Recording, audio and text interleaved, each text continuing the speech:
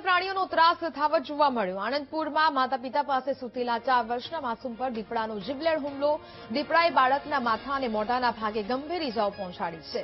ઘટનાને પગલે આસપાસના ગ્રામ્ય વિસ્તારમાં ભયનો માહોલ છે। માનવભક્ષી દીપડાને પાંજરે પૂરવા સ્થાનિકો માંગ કરી રહ્યા છે।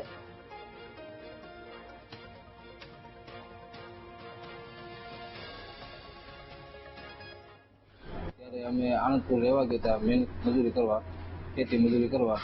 ત્યાં રાત્રિના સમયે 2-2:30 વાગે મારા ઘરમાં કીડીઓ નીકળતા છે। અમે બારોબાર સુવા ગયા એટલે મારા છોકરાને એની મમ્મી પાસે સુરાયો ને હું ખાટલા ઉપર બાજુ હું સૂતો હતો।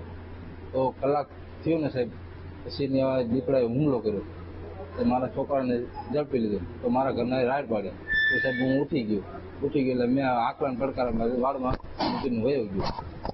ત્યાંથી દીપડો ભાગી ગયો છે।